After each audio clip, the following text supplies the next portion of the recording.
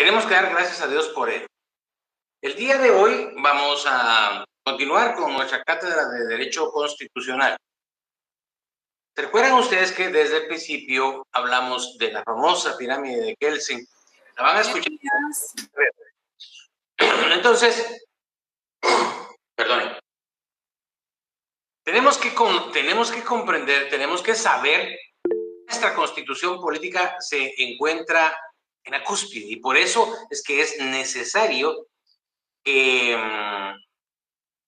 conozcamos, tal vez no a profundidad la Constitución, porque incluso hay doctorados en Derecho Constitucional, pero sí que tengamos una buena noción de lo que establece nuestra Carta Magna en ese sentido. Entonces, si me dan un segundito, solo voy a hacer un pequeño arreglo por acá. Lick, buenos días. También no está grabando la clase. ¿Perdone? No está grabando la clase todavía. Aus. Es que lo hice intencionalmente para ver si usted se daba cuenta. No, gracias, Lick. No, gracias a usted. Hola, Lick, buenos días. Hola, doctor. Buenos días, doctor, a la orden. Buenos días, maestro Hugo. A la orden, a la orden. Perdón, era doctor, no Lick. No se preocupe, mi nombre es Giovanni Vivaral. Si usted mira mi DPI, ahí no dice licenciado, no dice magíster, no dice doctor, dice Giovanni Vivaral. Entonces, los conocimientos se llevan aquí. No necesita uno tener el doctorado y todo para tener uno un conocimiento.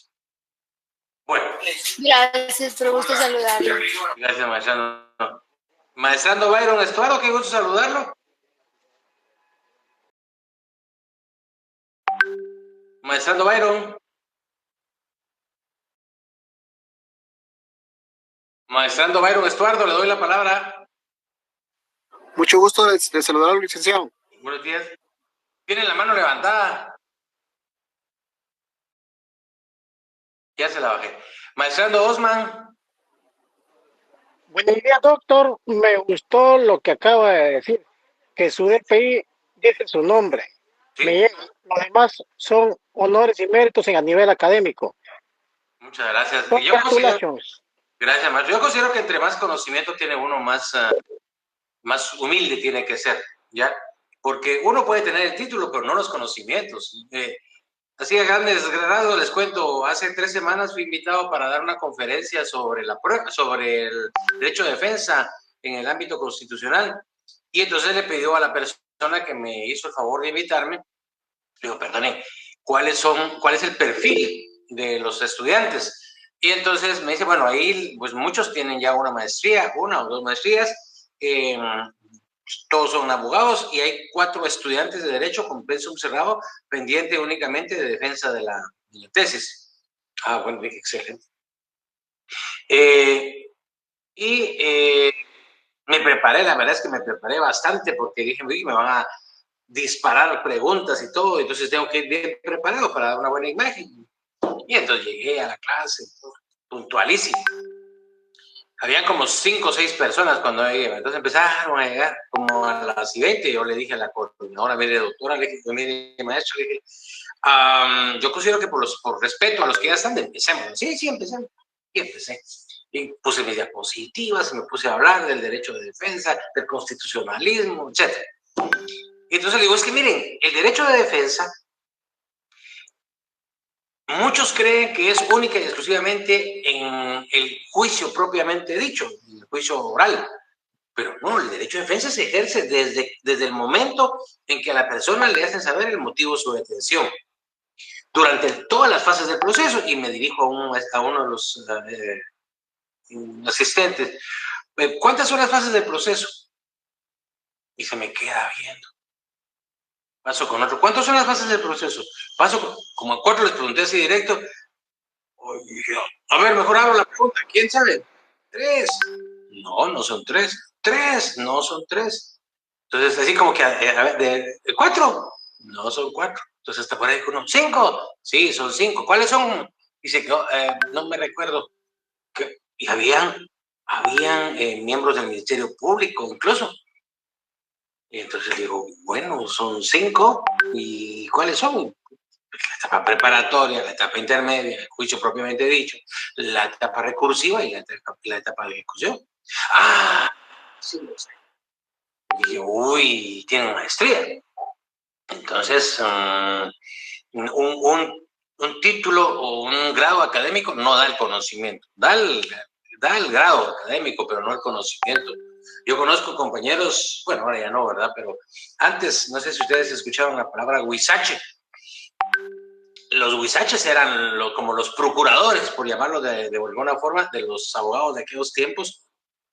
Y los huizaches más que todo se dedicaban a notariado, a civil, a familia, etc.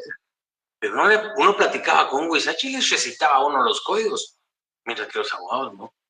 Entonces tienen que poner mucha atención, jóvenes, tienen que poner mucha atención, tienen que leer, leer, leer, leer, leer, dormir y leer, comer y leer, ir al trabajo y leer, leer, leer, leer.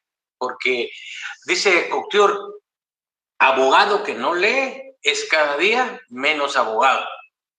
Entonces tenemos que leer. Entonces vamos a leer ahora lo que nos toca, porque si no, me jalan las orejas, dicen en la universidad que no doy clases, solo platico, dice. Muy bien. Pero, Lick, disculpe, solo quisiera compartir algo respecto a lo que usted dijo ahorita. por favor. Digamos, para mí en realidad estar estudiando con todos los profesionales aquí ha sido realmente un gusto, tener un espacio. Yo he tenido la oportunidad de estudiar, digamos, otras maestrías, pero lamentablemente la participación a veces es mínima y el intercambio de ideas a veces casi nulo. En cambio aquí yo veo gente realmente muy capacitada, veo que se nota el compromiso, el interés y la preparación que muchos tienen, digamos, y pues entre mejores hayan, mucho más puedo aprender de cada uno. Entonces, realmente creo que es enriquecedor estar rodeado de personas así. Muchísimas gracias, maestrado. Pues es un gusto en nombre de todos los compañeros, porque yo no sé si ustedes se han dado cuenta, por ejemplo, cuando uno entra a la universidad, puro poquito comprado, ¿ah? De repente ya nos va, ¿qué tal vos? Ya, si uno ya, por lo menos ya tengo que platicar, ¿ah? Algún cuate de ahí. Pero poco a poco ya termina el semestre y ya uno ya hay grupitos formados. ¿Cómo hacen para...? Están los super nerds, ¿va? Aquellos que, chicas, casi que son cum laude desde el primer semestre. Está el estudiante promedio, los que trabajamos y estudiamos y andamos corriendo, sacando fotocopias. Hay ¿examen de qué, man? Préstame tu libro, o que tenés copias en el ratito. O sea, estudiante promedio, diría yo. Y están los eminentemente haraganes, que a veces sacan mejores notas que uno. Y están los grupitos así ya un poquito más extremos, ¿no? Que les gusta, como dice Zamora, el polvo blanco que no es harina y fumar hierbabuena y ese tipo de cosas. Y se juntan, no sé cómo se conocen. No llevan un rótulo ahí donde diga, a mí me gusta la marihuana, pero se juntan. Pero la experiencia del estudio es maravillosa y de verdad yo desde que entré a Párvulos hasta el día de hoy no he dejado de estudiar. No he dejado de estudiar. No hay año que yo no saque un diplomado o empiece alguno y siempre lo termino, por cierto. Como ahí con esfuerzos y con desvelos y a veces oyendo al catedrático que es un panzoncito así como el de Shela. Ay, Dios.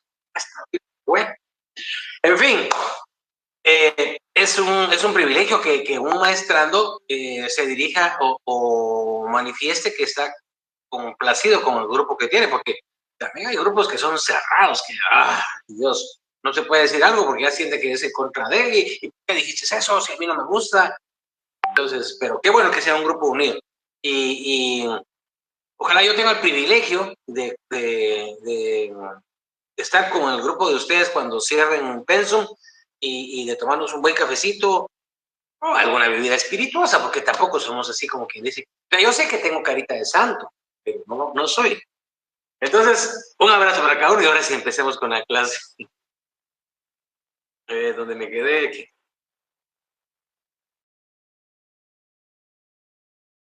Bueno, aus. Perdón.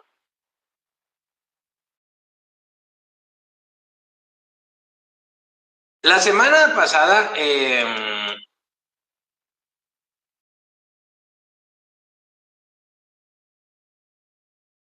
nos quedamos en la teoría de los pesos y contrapesos para que no se dé la exclusividad del poder en un solo organismo. A ver, es importantísimo, pero era importantísimo que una sola persona no tenga todo el poder. ¿Se recuerdan que uno de ustedes habló sobre, bueno, yo hablé y el maestro respondió sobre el poder que tienen ahí Bukele en El Salvador? Porque su partido político es el que domina el Congreso de la República de El Salvador, es el que domina las alcaldías en El Salvador y pues aunque no tiene injerencia en cuanto a los magistrados de la Corte Suprema de Justicia, tengo entendido que pues que son bastante afines a él. Lógicamente el fiscal fue puesto por él. Entonces el sector justicia, el sector, todo el Estado, pues está dentro del mismo partido político y pues él tiene mucho mando. Pero ayer o antier inauguró una carretera de no sé cuántos kilómetros, no era muy larga, de cuántos kilómetros para unir el centro de Salvador con las puertas del puerto de Oriente, que no tenían carreteras. Una carretera con carriles, con ciclovía, con áreas para parar vehículos, como miradores. Entonces, si está haciendo bien las cosas, pues qué bien, ¿verdad? A diferencia de los Murillo, Ortega Murillo, que tienen al país, pero bajo la bota. Sin embargo, si ustedes se dan cuenta, los migrantes hacia los Estados Unidos de Nicaragua son pocos, la verdad son pocos. Yo tengo un gran amigo mío que estuvo en Nicaragua de paso y todo, y dice, mire, man, las carreteras están perfectas y todo, lo único que sí, pero incluso a los transmigrantes que vienen del sur, pues de Costa Rica, Colombia y otros países, les permiten entrar solamente los identifican y les cobran creo que $25 o $30 para cada uno, sin importar si tienen un mes o 100 años. Y les permiten el paso, ya, pero siempre hay autoridades que les van corriendo en el camino. Pero si cualquiera de ellos se enferma o tiene algún problema, tiene derecho al uso de los hospitales públicos, que por lo que tengo entendido son buenos hospitales. Entonces, pues habría que ver, ¿verdad? ¿Qué tanto? Porque hay mucha obra, o sea, en Nicaragua, o sea, no es un poder totalitario, pero no es una Venezuela, donde la gente literalmente se está muriendo. Pero, en fin, pero no hay libertad, no puede uno hablar, decir un montón de cosas, porque de plano. Bueno, en ese orden de ideas, la idea de los pesos y los contrapesos es que una persona no ostente el poder absoluto. En la Europa occidental, en los siglos XVI, XVII, incluso en el XVIII, el poder estaba detentado por una sola persona, o sea, el monarca, el rey, la reina, en el caso de Inglaterra. Dicha forma de administrar el poder se le conoce como absolutismo. Las monarquías absolutas, como forma de administrar el poder, se determinaban para justificar su poder por el mandato divino. ¿Se recuerdan que vimos la vez pasada? ¿De dónde viene el poder? De Dios, sí. Pero no es porque Dios diga, la reina Isabel, ella es la que va a gobernar. No, el poder Dios nos lo otorga a nosotros, nos dio el entendimiento para que nosotros podamos tener ese poder. Pero como en Guatemala no podemos 13 millones ser el presidente de la República, no puede haber 13 millones de presidentes, entonces pues nos da el derecho, la inteligencia para votar, aunque muchas veces no hacemos uso de esa inteligencia, pero bueno. Entonces, encarnado en el monarca, oprimir a sus gobernados con impuestos excesivos, leyes injustas, además no poseer límites a su ejercicio del poder, no presentar ni rendir cuentas a nadie e ir en atropello y menoscabo de los derechos fundamentales y libertades de los individuos. Eso era lo que pasaba con los monarcas. El poder era absoluto, concentrado en ellos y ellos hacían literalmente lo que se les regalaba la gana. No le tenían que entregar cuentas a nadie. Podían quitar, poner, subir, bajar impuestos para complacer sus caprichitos. En el siglo XVIII, también conocido como el siglo de las luces, pregunta de examen, siglo XVIII, también conocido como el siglo de las luces, se caracterizó por la Ilustración. Emmanuel Kant, movimiento intelectual en el cual los grandes pensadores sembraron las bases del pensamiento moderno en distintas esferas, tanto política como cultural. Al poner en relieve y centro de ello la razón, para contrarrestar la ignorancia, las creencias, el despotismo predominante en la época, la misma que tuvo grandes precursores y mentores. ¿Entre quiénes? Bueno, podemos mencionar, por ejemplo, a John Locke, a Charles Louis de Second, al barón de Montesquieu, a Jean-Jacques Rousseau, a David Hume, François-Marie Araud, conocido como Voltaire, entre otros. Todos ellos del siglo XVIII aportaron de gran manera sus conocimientos para quitar ese poder a las monarquías. En Europa occidental, más o menos en los siglos igual, 16, 17 y 18, el poder estaba concentrado en una sola persona conocida como monarca. De esa manera surgen los grandes pensadores de la época que cuestionaban el status quo de cada uno de los monarcas. El nudo gordiano al cual estaban sometidos es en donde los pensadores de la Ilustración critican el origen del poder, el mismo que debe emanar de la voluntad popular, mas no divina. En lo concerniente al sistema político y de gobierno, aparece la figura de John Locke, quien asienta las bases, aunque de manera muy naciente, por lo menos emitió su opinión y sirvió de base para lo que sigue después de 1690. Él presentó en un manuscrito la separación de poderes o un gobierno civil, ya no monárquico. Luego, el mismo principio reforzado, pero ya consumado por Montesquieu en su libro El espíritu de las leyes de 1748, Montesquieu plantea el sistema tripartito de división de funciones, imagínense, ya en 1748. A una sola persona, evitar un actuar tiránico, sino distribuirlo o separarlo en funciones y a su vez limitar el ejercicio del poder mediante el mecanismo de pesos y contrapesos. O sea, estamos hablando que este mecanismo, o por lo menos la idea de los pesos y contrapesos, se inició en 1748 por Montesquieu, con la consecución de respetar los derechos de los individuos, doctrina tradicional que se le asigna de modo primordial a Montesquieu. Bajo esa óptica y una clase burguesa, que para ese instante ya poseía gran importancia en comparación a los otros estamentos de la sociedad, la nobleza y el clero, ansiosa de fijar un nuevo rumbo a la realidad social y política de la época y acabar con el antiguo régimen, llevan a cabo un periodo de revoluciones conocidas también como revoluciones burguesas o revoluciones liberales, al ser la más relevante la Revolución Francesa de 1789. Se recordarán ustedes, ya lo hablamos, pero seguramente ustedes ya lo vieron en alguna otra fase académica. La Revolución Francesa de 1789, desde donde nace los derechos del hombre, pues fue una revolución inspirada, sí, en la separación de los poderes, en darle a los hombres pues, más derechos, más libertad, menos esclavitud en cuanto al trabajo y todo. Se recuerdan también que aquí en Guatemala, en 1871, pues vienen los liberales también y nos separan del Reino de España.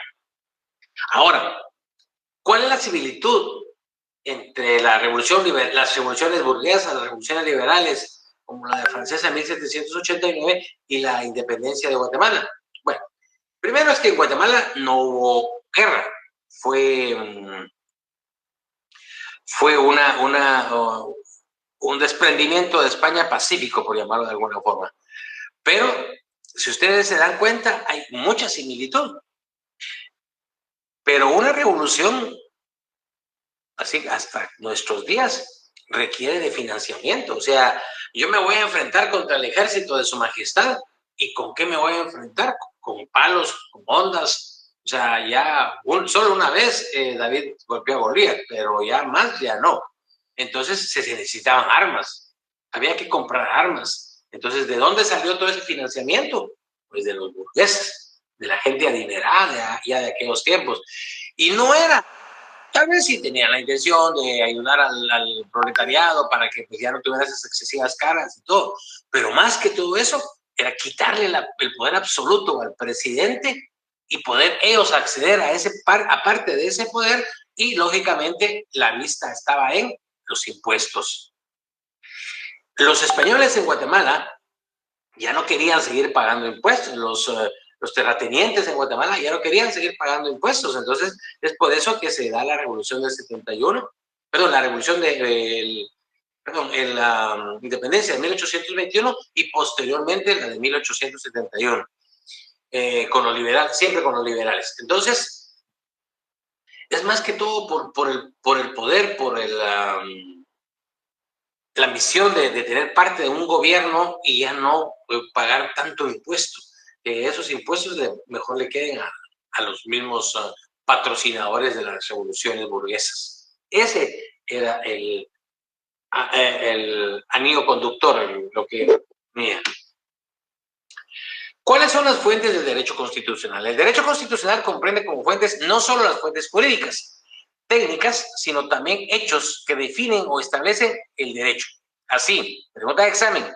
El derecho constitucional puede nacer de un pacto entre unidades políticas preexistentes o de una voluntad revolucionaria que define un nuevo orden constitucional o de la reiteración de hechos como lo es una característica base de la costumbre.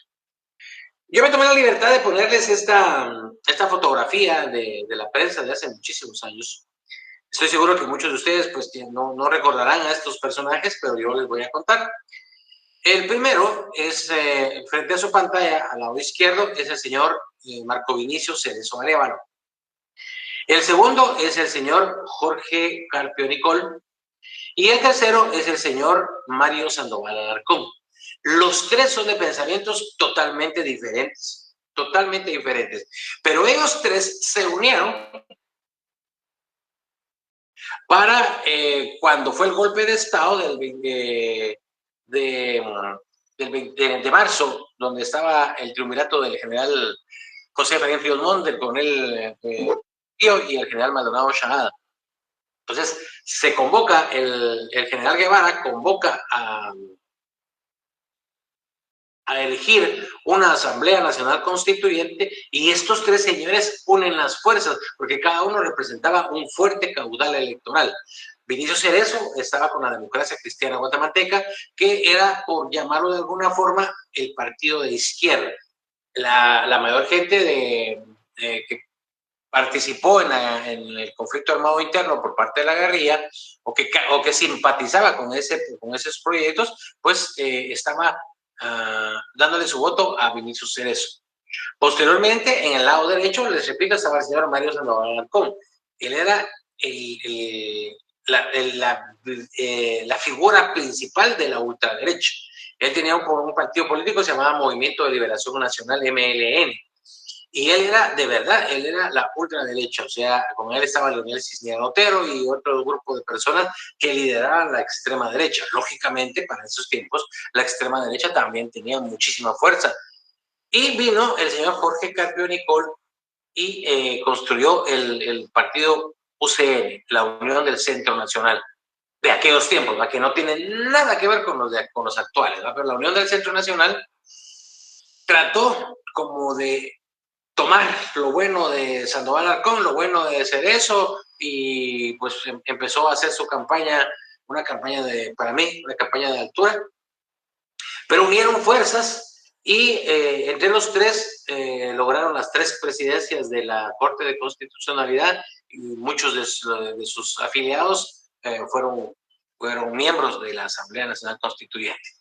En ese orden de ideas, pues es necesario que nosotros conozcamos, que nosotros sepamos que el derecho constitucional se puede también definir como un nuevo orden constitucional. O sea, antes del golpe de Estado, los gobiernos eran totalmente militares,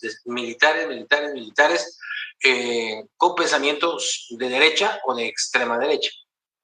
Pues hoy en día eso ha cambiado bastante. Esto ha cambiado bastante. ¿Hay alguno de ustedes que haya conocido a uno de estos tres personajes? Mi amigo, doctor. ¿Y maestrando? Pues de hecho tengo la suerte de sí de estar muy vinculado con la familia Cerezo. De hecho el hijo de él fue mi padrino de graduación. Y sí, también no los conocí, pero sí los vi y simpatizaba mucho con Jorge Carto Nicol. Me encantaba su planteamiento de descentralizar el país. Era un planteamiento bien interesante. Y yo le quería aportar dos cositas. Interesantísimo cuando Luis XIV decía, el Estado soy yo. Imagínense qué tremenda frase, ¿verdad? Sí. Y Montesquieu decía, el poder total corrompe. Sí. Interesante eso. Sí. O sea que usted es más o menos mi contemporáneo, un poquito más jovencito. De hecho, hace 2 días cumplí mis hermosos 56 años. Yo quería alegar. Yo el 13 de agosto cumplo 63 ya. Bueno. Quito usted, ¿cierto? Quito. Pero todavía potente, todavía doy baterías. Y no me dejo. Muy bien. Hay que sacar el doctorado, me extraña. Ya voy en esas ando, por ahí ando, en esas ando. Muy bien, sigamos.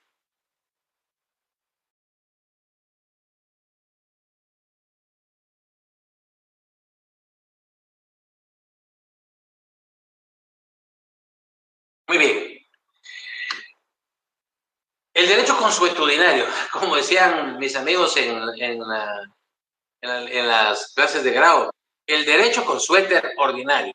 El derecho consuetudinario es un conjunto de costumbres, prácticas y creencias que los pueblos indígenas y las comunidades locales aceptan como normas de conducta obligatoria y que forman parte intrínseca de sus sistemas sociales y económicos y de su forma de vida. Lo que caracteriza el derecho consuetudinario es precisamente que consiste en un repertorio de costumbres reconocidas y compartidas colectivamente por una comunidad, pueblo, tribu, etnia o grupo religioso, por oposición a las leyes escritas que emanan de una autoridad política legalmente constituida, cuya aplicación incumbe a la autoridad generalmente dada. Miren, vamos desmenuzando por acá. En primer lugar, en Guatemala no existen tribus, ¿ya? Existen etnias y grupos, ¿ya? El derecho maya es un derecho principalmente reparador y conciliatorio. El derecho maya no es sancionador. Creo que ya les conté la historia del señor que atropella a una persona y pues era miembro de la comunidad y los ancianos lo citan y le dice, bueno, usted mató a don Juanito Pérez que iba en su bicicleta. Entonces, su sentencia es que a partir de la presente fecha, usted va a pagar la pensión alimenticia del que le correspondía a don Juanito. Él tenía, no me recuerdo, pero póngale, él tenía 5 hijos y pues tiene que mantener a los 5 hijos hasta que cumplan los 18 años los 5. O sea, como que si fuera un juicio oral de fijación de pensión alimenticia. Entonces, el señor aceptó su sentencia y él estuvo manteniendo a esta familia. El hijo mayor de la familia, cuando ya tenía como 20, 21 años, demandó al señor por homicidio culposo. Y el proceso fue rechazado por el principio de non bis in idem. Nadie puede ser juzgado 2 veces por el mismo proceso. Y él decía, pues que no fue, pero sí fue juzgado, bajo el derecho consuetudinario. Entonces, el Estado simplemente ya no conoció el caso porque dijeron que ya había un proceso y había una sentencia y que incluso ya estaba cumpliendo esa sentencia, que era la de proporcionar alimentos a su familia. La costumbre regirá solo en defecto de ley aplicable o por delegación de la ley, siempre que no sea contraria a la moral o al orden público y que resulte probada. Ahora, hay que diferenciar entre costumbre y tradición. ¿Ya? Por ejemplo, tradiciones en Guatemala, los barriletes del 1 de noviembre de Zumpango, el famosísimo fiambre que en lo personal me fascina, pero solo una vez, pero me fascina el fiambre. Acaba de pasar el carnaval, eso también es una tradición guatemalteca, pero hay una costumbre que es la de los sacerdotes mayas, ¿ya? Esa ya no es una tradición, es una costumbre. ¿Por qué? Porque en principio no tiene una fecha específica. En segundo, los rituales que se realizan a través de los sacerdotes mayas son diferentes, por llamarlos de alguna forma. Ellos tienen incluso su propia santidad, como por ejemplo Maximón, y tienen sus formas muy específicas de pedir, de orar, de hacer rituales de sanación. Por supuesto, está el lado oscuro también, ¿verdad? Pero aquí estamos hablando de cuestiones positivas y entonces, pues esa es una costumbre. ¿Ya? Entonces, recuérdense que en Guatemala la Constitución Política de la República es clarísima en donde hay libertad de culto, ¿ya? Y este es un culto hacia algún dios extremo, ¿ya? Entonces, no se les puede castigar, no se les podría bajo ningún punto castigar o de eso. Hay una gran polémica en el municipio de Cantel y también a nivel nacional sobre una iglesia que le están construyendo a la Santa Muerte. La Santa Muerte no es una deidad reconocida por el Vaticano ni por ninguna otra religión. Pero ellos dicen que lo único que hay seguro en esta vida es que nos vamos a morir y que es la muerte la que decide a dónde llevarnos, según las explicaciones que nos dan. Pero están construyendo la iglesia en Cantel y pues a través de muchas cuestiones jurídicas, incluso hasta a través de amparos, les han ido deteniendo. La municipalidad de Cantel ya les había autorizado la licencia y se les revocó la licencia, y total que ellos están pasando pues muchas vicisitudes. Yo no puedo opinar, pero lo que sí puedo decirles es que la Santa Muerte es adorada principalmente por personas de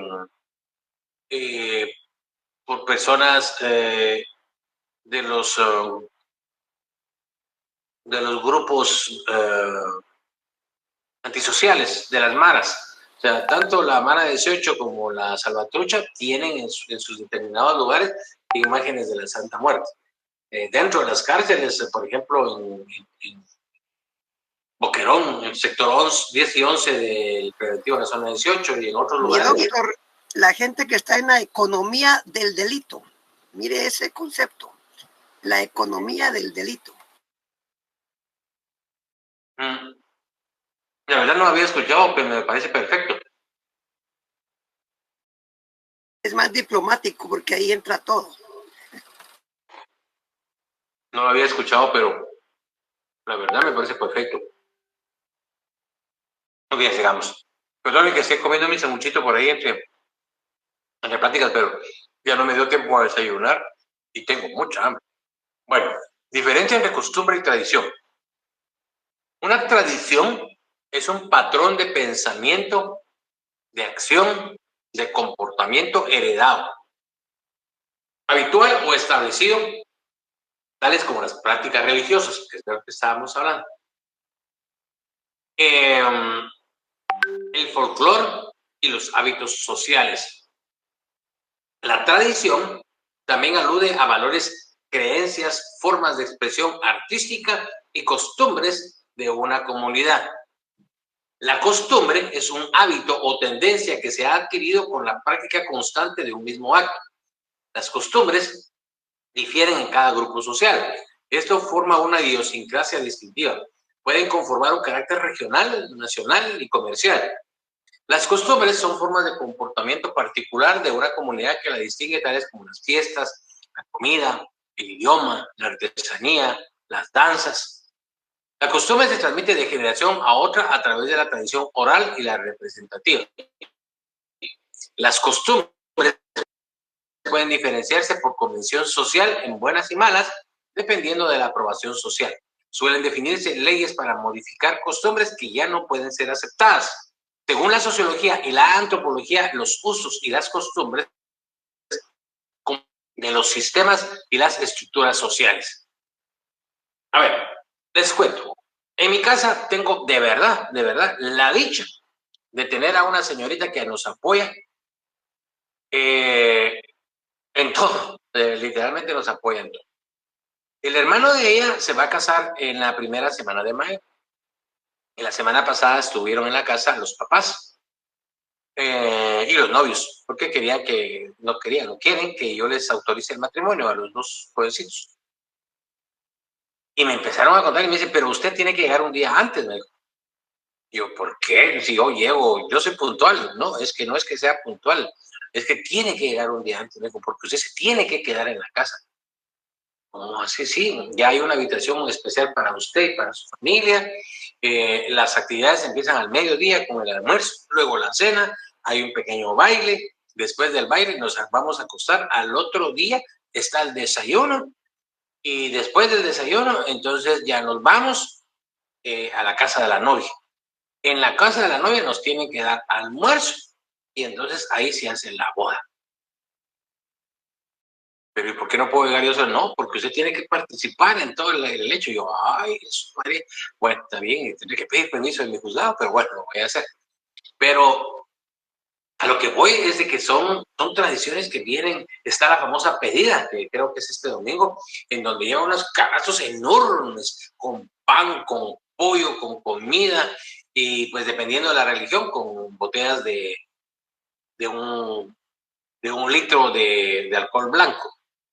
Lindita, pues. Entonces, llegan, solo que ahora ya hay de Jamaica, ya hay de naranja, de tamarindo, no sé qué más sabores hay. Entonces, ahí va con la tradición para irlas a ¿cómo se llama? Hacer la pedida, aunque ya está amarrado el asunto, pero tiene que hacerse eso. Y luego, hay algo que también me llama la atención. Un día antes, la novia hace un inventario de sus bienes. Aunque ustedes no lo crean, hasta de la ropa interior. Tiene tantas prendas de ropa interior, tiene tantos huipiles, tiene tantas blusas, tiene de todo, un ropero, una cama y todo. Entonces, y todo eso se lo lleva a la casa del hombre, pues donde vayan a vivir. Y en estas actividades que les estoy contando participan entre 20 y 30 personas permanentes. Entonces yo le digo a la señorita que nos ayuda, ¿qué les dan de comer? Ah, dijo, ya fuimos a recolectar leña y la gente nos regala leña, dice, porque tenemos que, y nos prestan hoy, dijo, porque tenemos que cocinar por lo menos para 80 personas en el desayuno y en la cena. Ahora en el almuerzo son como para 250, Jesús. Y entonces sí, así es una costumbre. Las fuentes del derecho constitucional. Hay fuentes a las que podríamos llamar originarias porque implican los hechos originales por los que se legitima una constitución y fuentes derivadas que presumen la existencia de una constitución escrita que simplemente se reforma. Poderes constituyentes y poderes constituidos. Ojo, que son diferentes.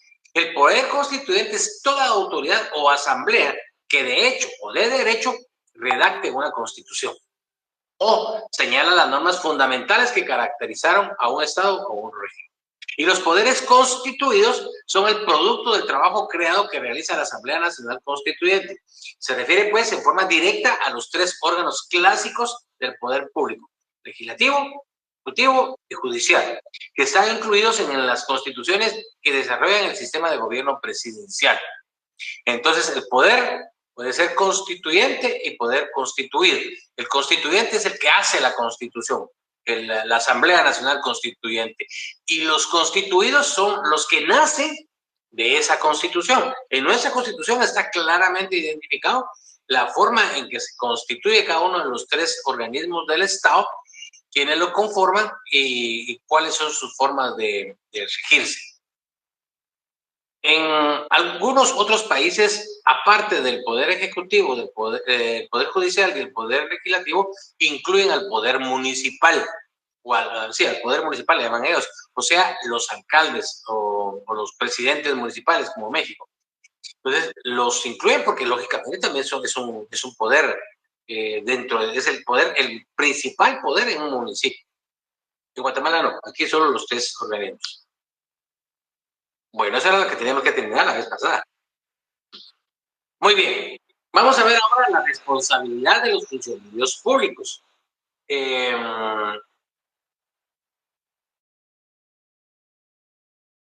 La responsabilidad de los funcionarios públicos se conoce también con el nombre de responsabilidad gubernamental. En primera denominación, la responsabilidad estaría en relación directa con las personas que hacen el trabajo. Podemos decir el resultado del comportamiento que observe quien gobierna como consecuencia de una elección popular o de un nombramiento y de asumir las consecuencias de ese comportamiento. Y en la segunda, el término tendría una connotación de carácter institucional, pues la obligación de reparar como a castigar y satisfacer recae en primera instancia en el gobierno del Estado, que puede o debe tener las siguientes acciones. Ok. Hace aproximadamente unos 15 días salió la noticia, y aún hoy en día sigue la noticia, de que en la cárcel de Coatepeque, que es una pequeña cárcel que está en una subestación, que básicamente no es una cárcel, sino que una carceleta en donde las personas indicadas esperan que un tribunal o un juzgado les resuelva su situación jurídica, ya sea condenatoria o absolutoria, para poder seguir a un naranja. Y el objetivo es que no estén trasladándolos hasta Shela y trayéndolos en todo por cuestiones pues de logística, económicas y de seguridad. Bueno, la cosa es que en esa subestación los policías tenían un juzgado de paz, un ministerio público, un juzgado de primera instancia, una defensa pública penal, tenía un instituto de la víctima y tenía un ban rural ahí ustedes. Los policías llegaban, detenían a la persona y decían, mire, el policía, bueno, mire usted, mejor arréglelo aquí porque, mire, se va a ir al juzgado. En el juzgado lo van a fregar, no con esas palabras, por supuesto, lo van a fregar. Mire, allá ese juez le pone hasta 5,000 quetzales de multa a usted. Pero aparte de eso, lo va a dejar preso una semana o 2. Mejor arréglelo aquí. Ya llegaba el otro, mire, usted está acusado de tal y tal y tal, le toca seguro le van a poner una pena de 5 años de prisión. Mire, lea lo que dice el código. Por ejemplo, responsabilidad de conductores, mire, hasta 25,000 quetzales de multa.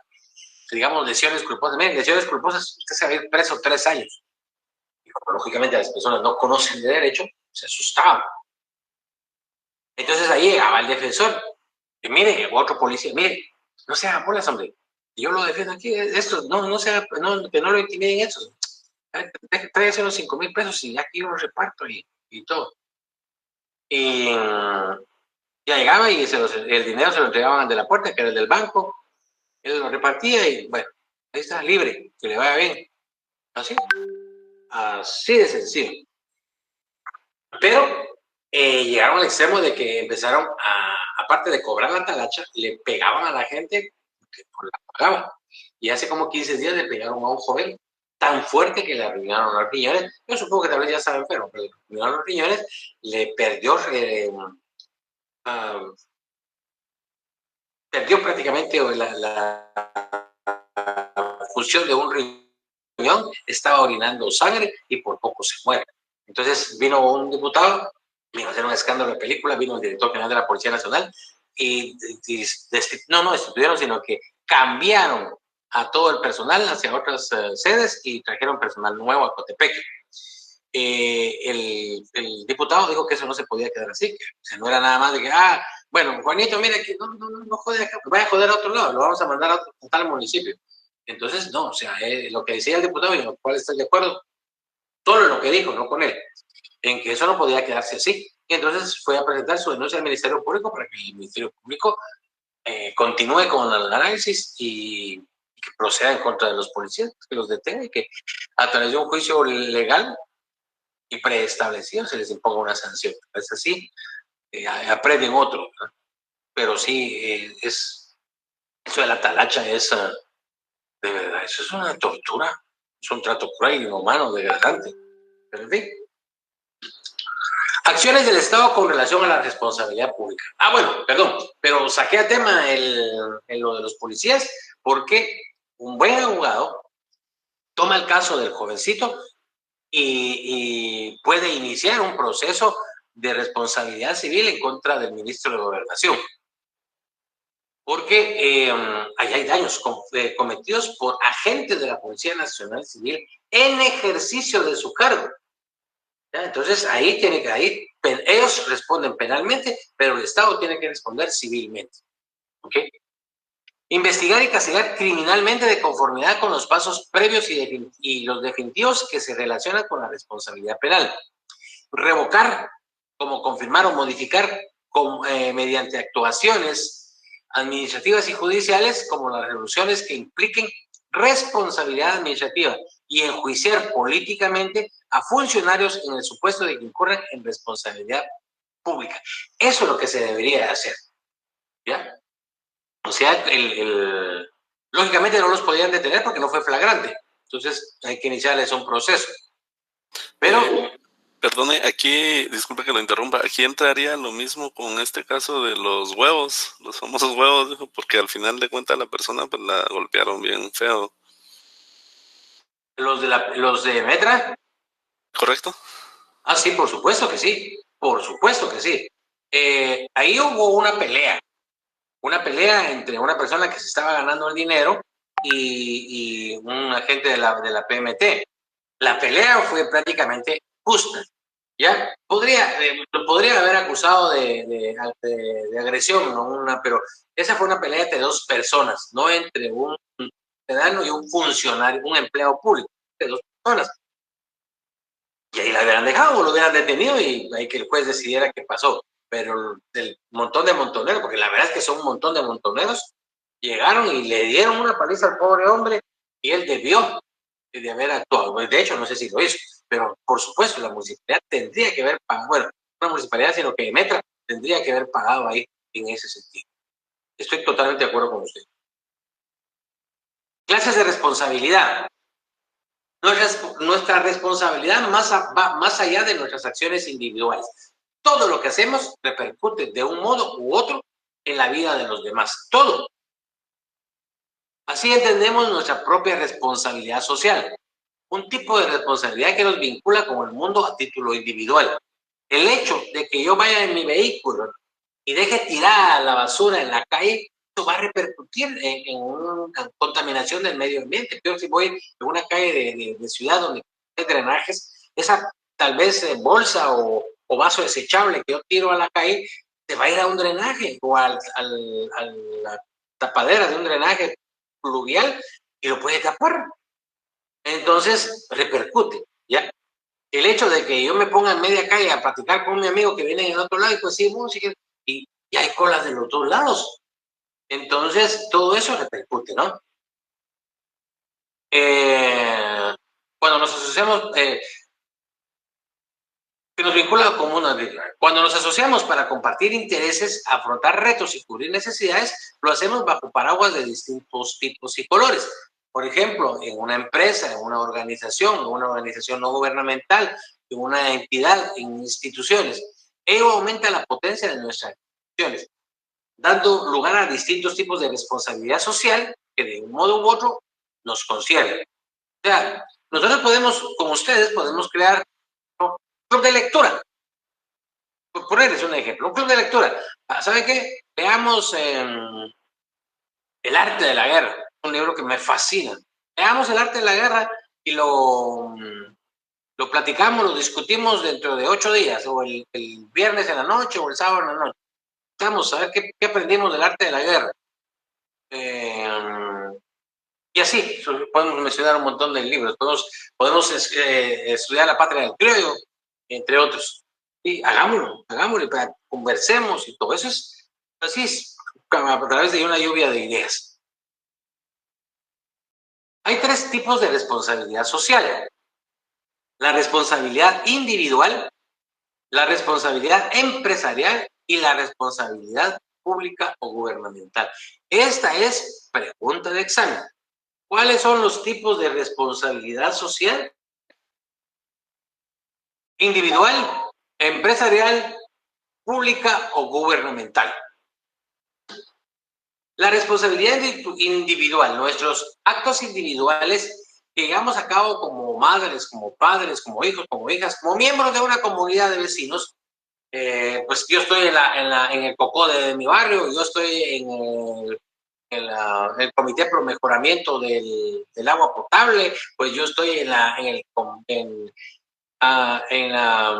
Comité de Introducción de Asfalto, de adoquín a mi calle, o sea, de una u otra forma nosotros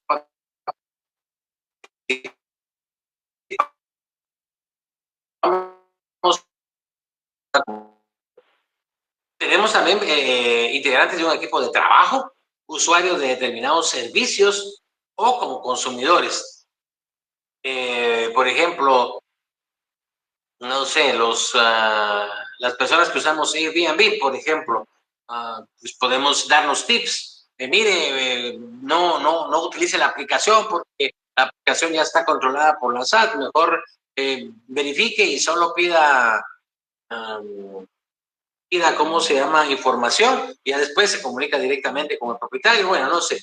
Hay un montón de situaciones que podrían ser. Los que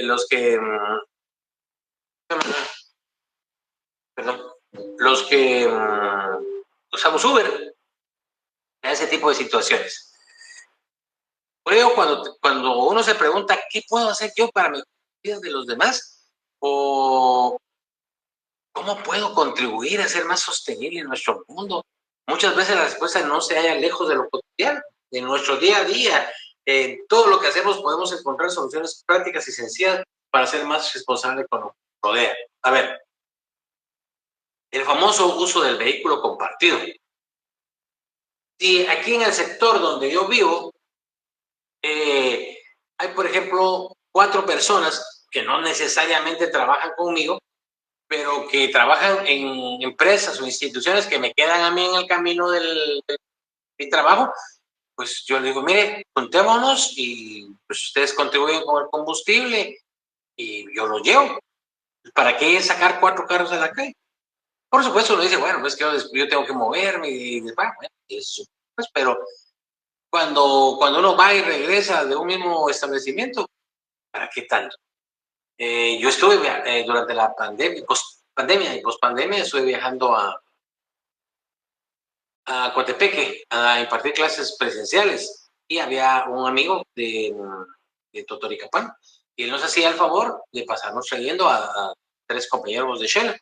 Y lógico, pasaba con nosotros a las 5:30, 6:45 de la mañana y veníamos regresando otra vez a las 5:30, 6:45 de la tarde en el mismo vehículo y lógicamente le colaborábamos con el combustible y con un poquito más. Entonces todo el mundo ganaba porque nos pasaba trayendo, pues tal vez no a la puerta de nuestra casa, pero lo más cercano, y nos llevaba hasta la puerta del trabajo y regresábamos juntos. Entonces era una buena solución, contrario de llevar 4 vehículos. Entonces, pues todos participamos en algún momento de algún grupo. Utilizar el transporte público, reducir residuos consumiendo responsablemente, colaborar con proyectos de voluntariado. No sé cuántos de ustedes pertenecen a algún voluntariado, cuántos de ustedes hacen precisamente voluntariado en algunas instancias. Quiero contarles que yo hace muchísimo tiempo tuve el privilegio, la gracia de Dios de haber visitado Israel con beca para un curso que se llamaba voluntariado y recaudación de recursos. Es increíble todo lo que uno puede hacer, que hay tantísimas instituciones que tienen el potencial de ayuda, pero que uno ni siquiera se lo sabe pedir. Y los que saben no dicen cómo, para que ellos acaparar, ellos empiezan a hacer varias ONGs y piden diferente dinero y pues tal vez no se lo roban, ¿no? Que hay muchas personas muy honradas, pero sí tienen 3 o 4 ONGs que hacen lo que tienen que hacer, pero siempre hay un salario para el director, para el presidente, y pues él gana. Es una forma honrada de hacerlo, pero igual lo pueden hacer más, ¿ya? Entonces, Hay que revisar, por ejemplo, nuestros hábitos alimentarios. Son medidas de muy bajo costo, que no cuestan grandes esfuerzos ni requieren mucho tiempo, pero que sin duda tienen efectos de una gran repercusión. Una pequeña acción, por simple que parezca, puede tener consecuencias más grandes e ir mucho más allá de lo que podríamos imaginar. Incluso podemos aumentar su potencia con gestos que nos tomarían más de 5 minutos al día. A ver, por ejemplo, utilizar la bicicleta para ir al trabajo. Si nos queda cerca, ¿por qué no vamos a ir en carro? Después de estar con todo ese tráfico, si en bicicleta lo hacemos en no contaminamos, hacemos ejercicio, vamos más rápido, no gastamos en deterioro del vehículo, combustibles, etc. Y, por ejemplo, disfrutar de un buen café de comercio justo, o sea, no ir a las grandes cadenas internacionales, sino a la cafetería de la esquina, o ir con don Juanito que tiene su café que está empezando, darnos un buen cafecito rico. A mí en lo personal me fascina el café.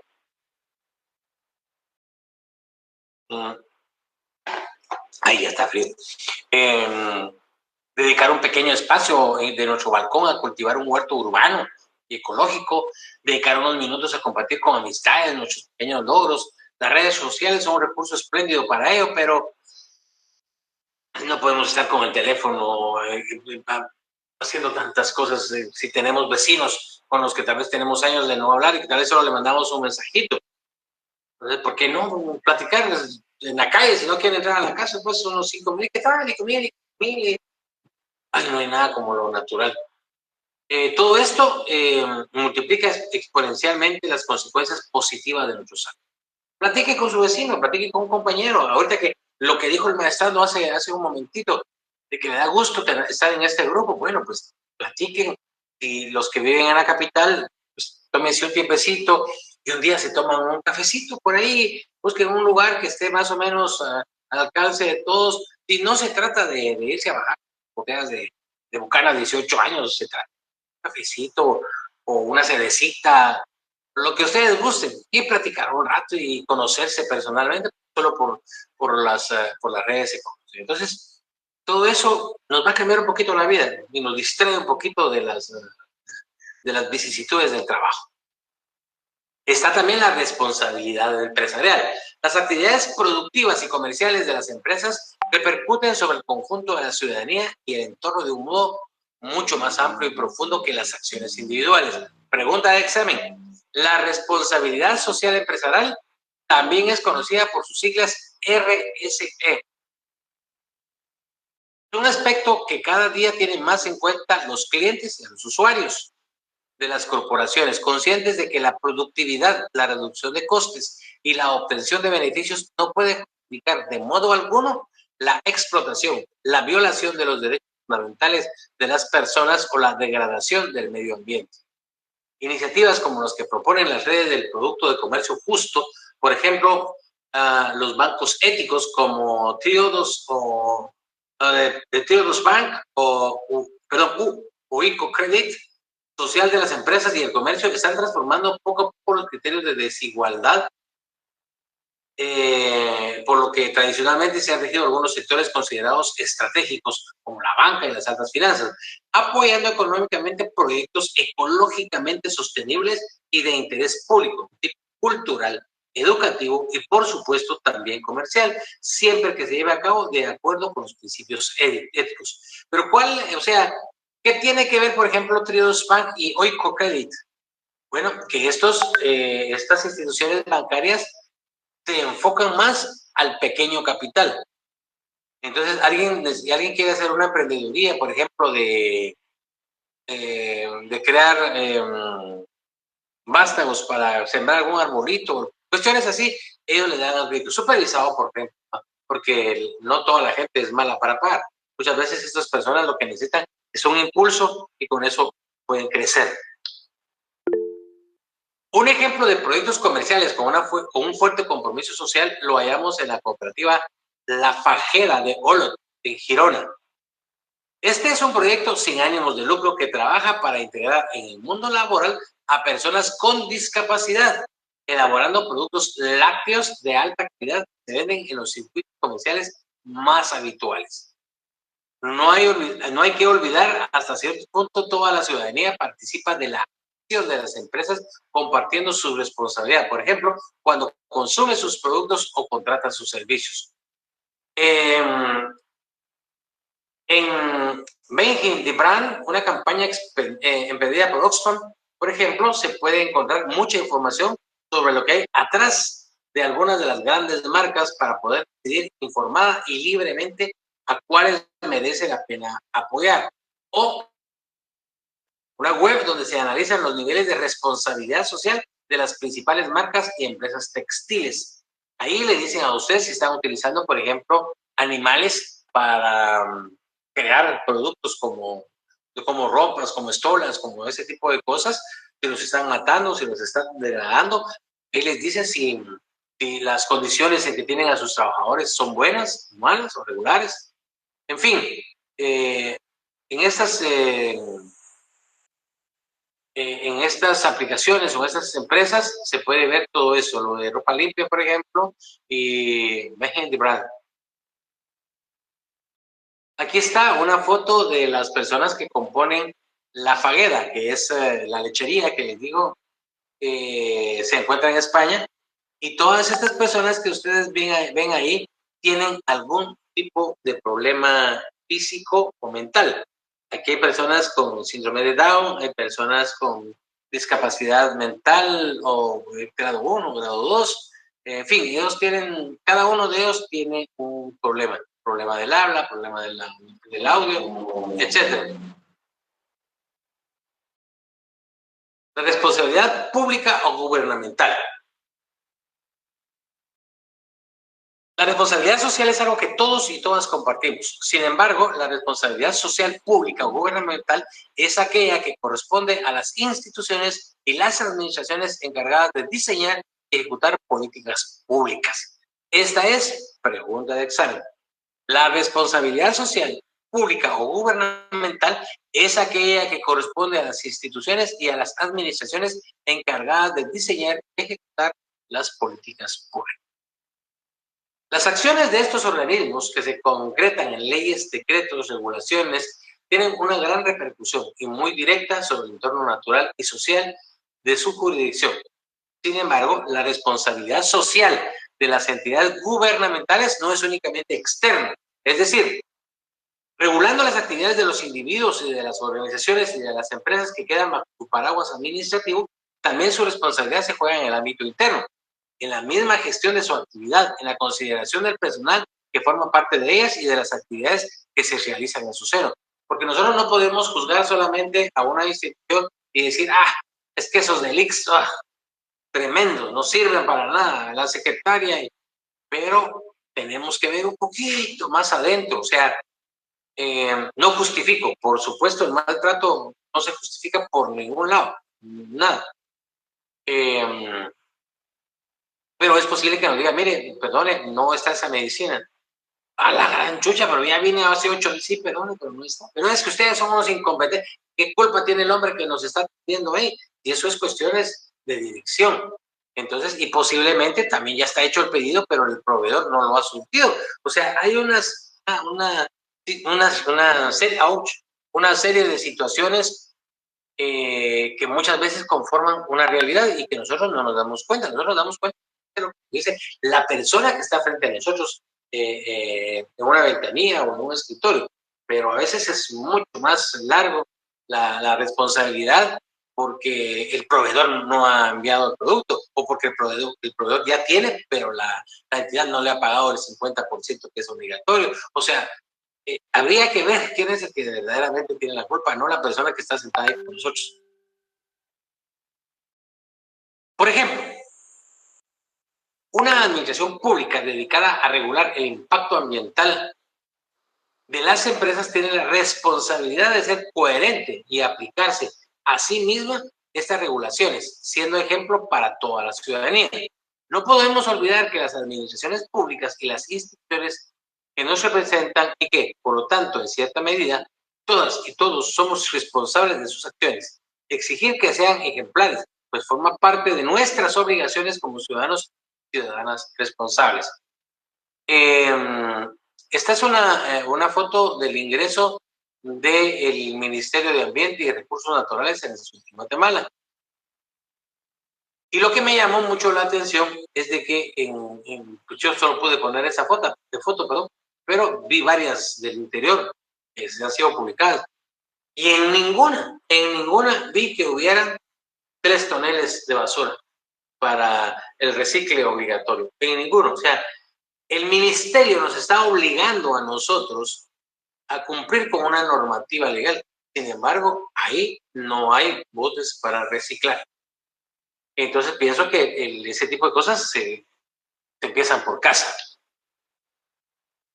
La responsabilidad penal o criminal. Bueno, es conocida igualmente como el nombre de responsabilidad común, porque va ligado a la categoría de ciudadanos que conservan a los gobernantes y a los funcionarios. Implica, naturalmente, una infracción a la ley penal cuyo conocimiento corresponde a los tribunales ordinarios de esa rama. La responsabilidad civil, los daños y perjuicios se entienden como la obligación de una persona de indemnizar, compensar o resarcir el daño causado a otra por hechos propios. Pregunta de examen. Tiene estrecha relación con un aspecto eminentemente económico que afecta a los bienes del responsable como consecuencia de un cargo moral proveniente de una posible equivocación cometida por negligencia, ignorancia o descuido. A ver, esto es real. Una persona es nombrada para un puesto gubernamental en el que como primera misión tiene la obligación de verificar los estados de respuesta para casos de alguna emergencia. Él no tiene ni la más mínima idea de lo que eso significa.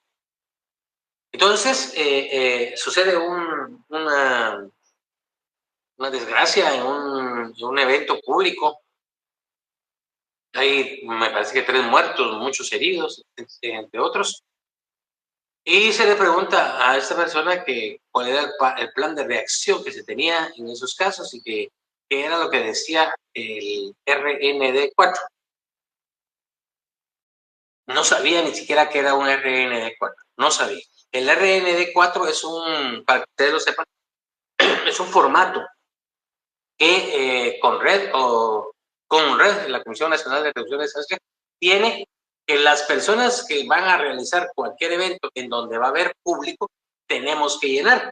Ahí dice desde quién es el organizador, cuántas personas van a estar. Al momento de presentar ese documento, adjunto hay que presentar, por ejemplo, si uno tiene un hospital privado cerca, una carta de compromiso en que en ese hospital se van a atender a las personas, digamos, por situaciones menores, por ejemplo, que se desmayó, que le dio una cosa del sol, o cualquier cosita así sencilla. Que en caso, digamos, de algo pues, más severo, se va a trasladar al hospital más cercano. Entonces hay que ver cuál es ese hospital. Hay que ver si ese hospital ya fue informado de esa actividad que se va a tener. Tiene que haber una o 2 rutas para llegar al hospital, porque si estaba tapada una, se puede ir por la otra. Entonces, todo eso se mira en ese RND4. Ahí dice, por ejemplo, quién va a ser el encargado de tener siempre a la mano un megáfono o un micrófono para advertir a las personas que hay algún incidente anormal, que por favor, por ejemplo, se reúnan bajo la torre de control o cerca de la rueda tal, o en fin, para poder protegerlos. Entonces, eso es el conocimiento que se debe tener de las situaciones. O sea, una persona llega a un cargo, se supone que ya debe de conocer a qué va, ¿ya? Porque eso de que en el camino nos enderezamos, no. Sí, hay que conocer, pero en las cuestiones principales, o tener un asesor que conozca de la rama. Muy bien. La responsabilidad administrativa. Es cuando la acción u omisión contraviene el ordenamiento jurídico administrativo.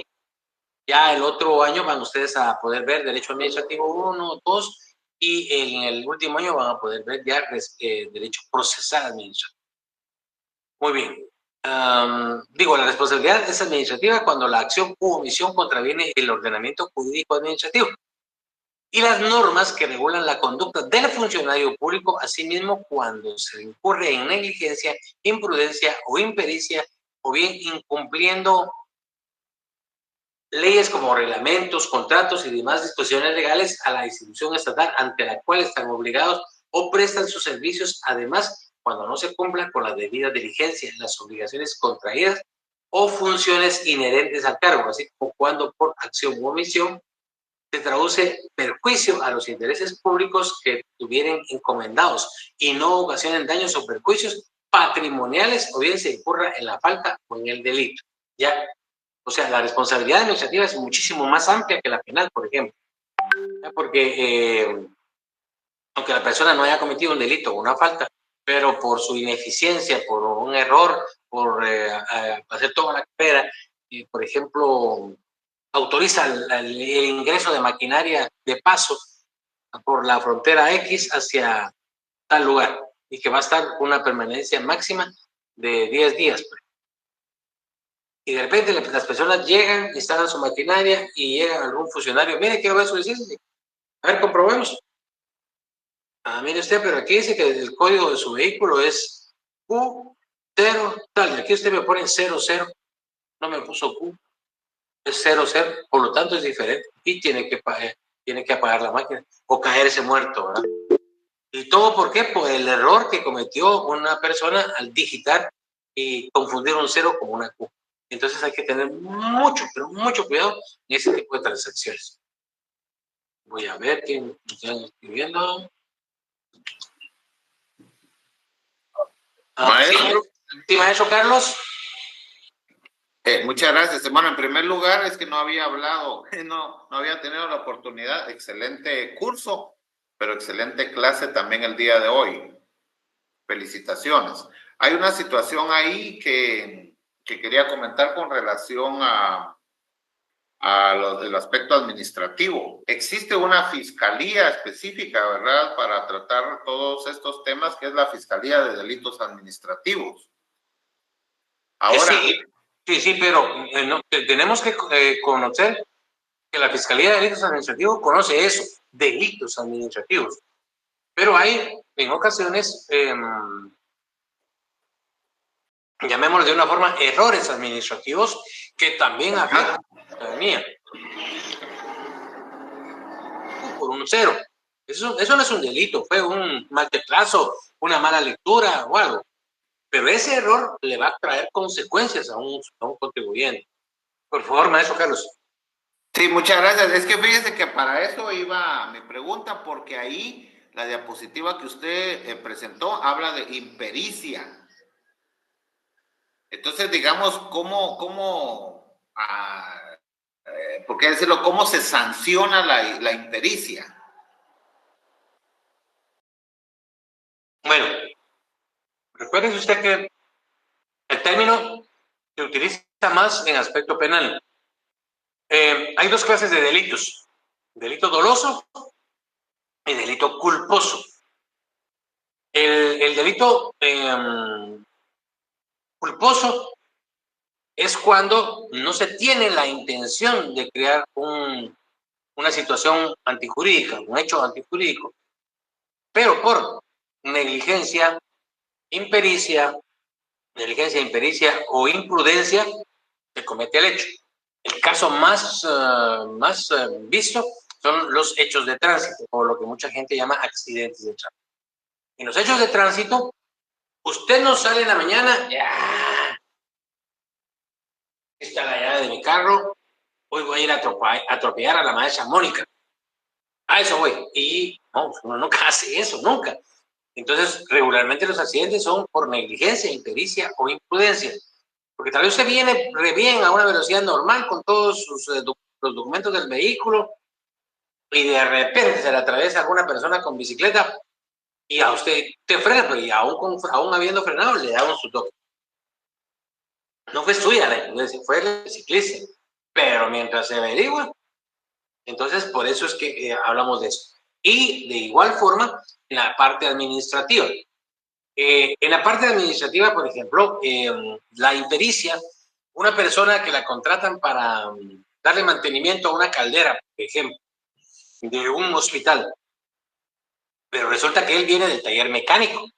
Él era ayudante de mecánico. Y entonces dice, bueno, ahí hay una vacante, yo la quiero, ya tengo 10 años de estar ahí como ayudante mecánico, entonces váyase y usted va a ser responsable de la carrera. Pero él sabía, él era incluso experto en cajas mecánicas, en cajas automáticas, pero él de calderas no sabe absolutamente nada. Entonces ahí hay impericia, porque él no es un técnico, no es un perito, no es un experto. Imprudencia porque el simple hecho de que se presenta ante a tener una competencia que no es de su conocimiento, también ahí entra dentro de esta categoría. Entonces la imprudencia, la impericia, se miden en relación al daño que se causa, pero muchas veces, repito, cuando no se tiene la intención, entonces no es delito, o si llegara a ser delito, es un delito culposo, ¿ya? Un homicidio culposo, unas lesiones culposas, así, ¿ya? Pero de eso se trata la situación. Maestranda Indira de Magdala. Gracias, doctor. Una pregunta, bueno, no sé. Bueno, es un tema que en su momento y todavía sigue causando un poquito de revuelo en relación al tema de niñez y adolescencia, pero es el hogar seguro. En el tema de la responsabilidad administrativa, yo lo veo desde el punto de vista, porque también ahí había una impericia en el tema de los cuidados de los niños. Y ahí, ¿qué pasaría? O sea, ¿cómo sería el tema de la responsabilidad administrativa? Porque habían personas que no tenían la certificación adecuada para ser cuidadores de los niños, ¿verdad? Habían muchas cosas ahí que telas que cortar en el hogar seguro. Pero, ¿cómo se respondería ahí por el tema de responsabilidades? No solo al tema de los encargados, como es lo que se está llevando, sino que también de las otras personas que estuvieron involucradas directa o indirectamente. ¿Cómo sería ahí la responsabilidad? Bueno, recuerde usted que nosotros tenemos una jerarquía administrativa. En el caso del organismo ejecutivo, el presidente constitucional de la República es quien encabeza. Sin embargo, él no tiene esa responsabilidad. La responsabilidad recae en la máxima autoridad de la institución a la que se refiere. Entonces, por ejemplo, yo no conozco, o sea, he leído mucho sobre el caso, pero no conozco a profundidad todas las versiones, porque recuérdense que en toda historia siempre hay como mínimo 2 versiones. Entonces, yo tengo entendido de que ahí las adolescentes que estaban recluidas empezaron a protestar por algo. Y como no les hacían caso, ellas le prenden fuego a las colchonetas para que, pues, atraer la atención de la gente y pues que les hagan caso y no recuerdo qué era lo que necesitaban. Entonces viene y una agente de policía dice, hay que sacarlas. Y otra agente de la policía le dice, no, hay que se queden. Llega la directora del instituto, de la institución y dice, no, hijo, no se les puede sacar, porque estas se van a huir y todo. Y entonces empieza el problema, pero no empieza, o sea, no empieza con la quema de las colchonetas ni por el ahogamiento por humo, empieza mucho tiempo atrás, eso empieza desde la mañana. Entonces llaman por teléfono a la secretaria de la Secretaría Nacional de Bienestar Social, si no estoy mal. Sí. Y ella acude. Y ella dice, no hay problema, se les va a solucionar, y pues no solucionan nada. Y entonces ahí es cuando empieza el descontento de las adolescentes y empiezan a protestar. Como no les hacen caso, entonces empiezan a quemar sus colchonetas. Las fallas fueron muchísimas, ¿ya? Porque en toda institución de reclusión, ya sea para adultos o para adolescentes, existe una persona a la que se le denomina llavero. Y es precisamente esa su función. El llavero debe de andar, valga la redundancia, con sus pies. ¿Ya? Uh-huh. Y hay un orden para poder hacer eso. O sea, se pudo llamar a la policía para que no se escaparan hacer una fila y sacarlas y que se pusieran en fila. Hay protocolos para cada una de esas situaciones, pero esos protocolos no se siguieron. El actual presidente del Congreso de la República en ese tiempo era el director general de la Policía Nacional Civil. Y él jura y perjura que el señor presidente de la República no le dio la orden de intervención. Pero una orden de intervención para una situación de esas no viene del presidente. En todo caso, por la gravedad de la situación, vendría del ministro de Gobernación, no del presidente de la República. Entonces, pues ahí hay mucha tela que cortar. Habría que ver todo ese tipo de situaciones. Incluso recuerden ustedes que la misma ley indica que la misma Constitución establece que no hay que acatar órdenes que sean manifiestamente ilegales. Entonces, si yo, como director general de la Policía Nacional Civil, sé, por mi expertise, por mis conocimientos y por todo lo que me llevó hasta la dirección de la Policía Nacional Civil, yo sé que ahí tengo que intervenir, pues aunque el mismo presidente de la República me diga que no, yo sé que sí tengo que intervenir, ordeno a mi personal especializado que vaya y que intervenga. O sea, él también culpó. Él, si esto que él dice es cierto, pues él culpó porque él debió de haber desobedecido una orden, según él, ahorita manifiestamente ilegal. Y entonces, pues hay mucha tela que cortar. Solamente las personas que estuvieron ahí nos pueden decir la verdad, porque hay cientos de verdades. Entonces, repito, no puedo opinar porque no conozco a profundidad el caso y no me gusta hacerlo cuando no tengo conocimiento de por lo menos 3 o 4 versiones. Maestrando Marconi, Hugo Hidalgo. Oh, gracias, doctor, gracias. Mire, ¿cómo pudiéramos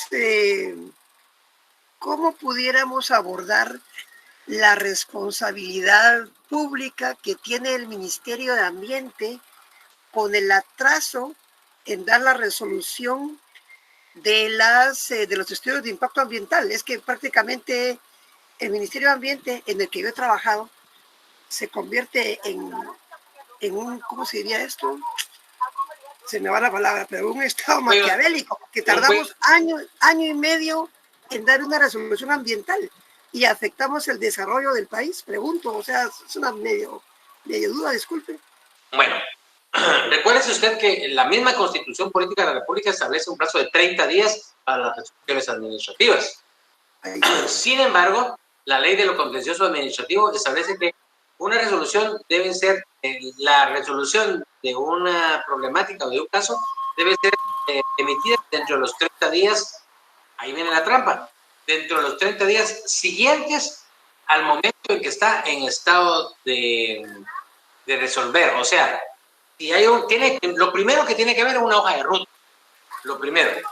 O sea, el contribuyente, el ciudadano tiene que saber en el momento en que él presenta esa solicitud, secretaría o recepción de secretaría la tiene y observa y la manda con el oficial primero, por decir algo. El oficial primero tiene que verificar y establecer hacia qué entidad tiene que ir o hacia qué sección, para que vaya jurídico.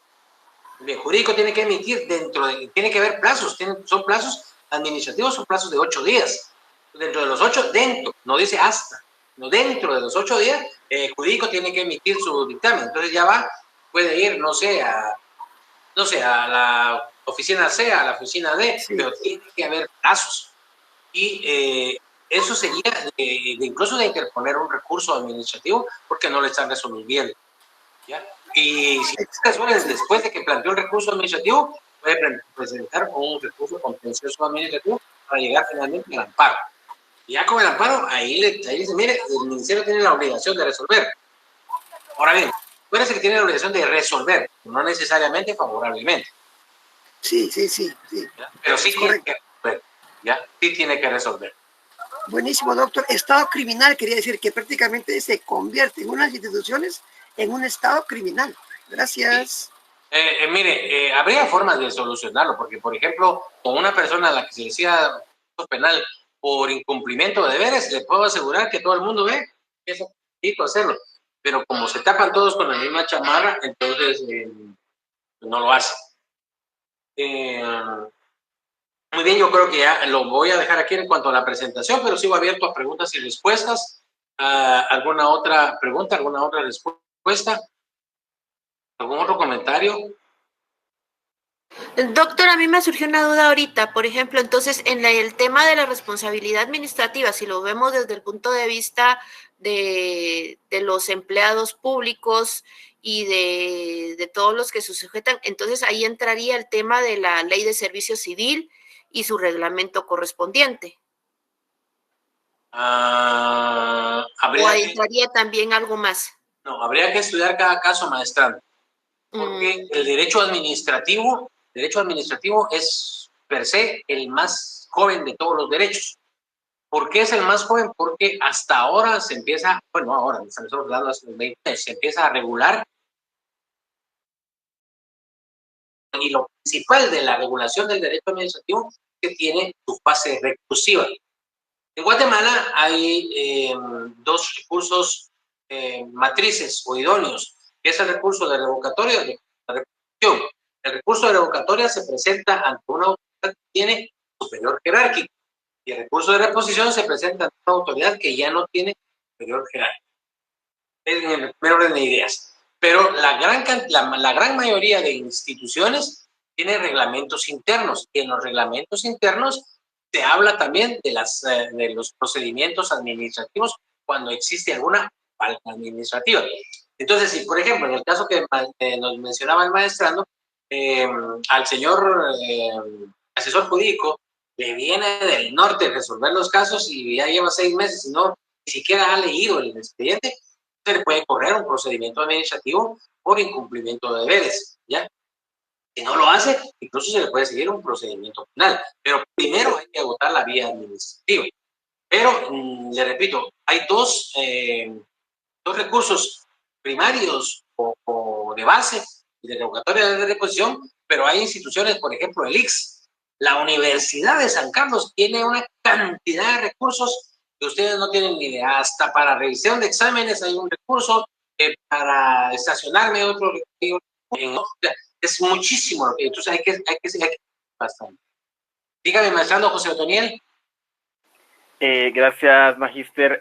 Pero en relación, magíster, acá aprovechando la oportunidad de que, como si bien es cierto, el artículo 5 de la Constitución nos habla de la libertad de acción, de que toda persona tiene derecho a hacer lo que la ley no le prohíbe y no está obligado a acatar órdenes o no, que no están basadas en ley, dice, ¿verdad?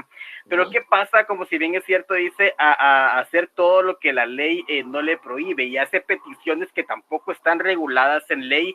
¿Cómo va a ser acá, ejemplo, el servidor público poder atender esa solicitud? Si bien es cierto, la ley no me lo prohíbe, pero tampoco me lo cita y puede hacer de que esté pidiendo algo contrario a la práctica, depende del caso, pues, pero está haciendo algo contrario que va en contra de alguna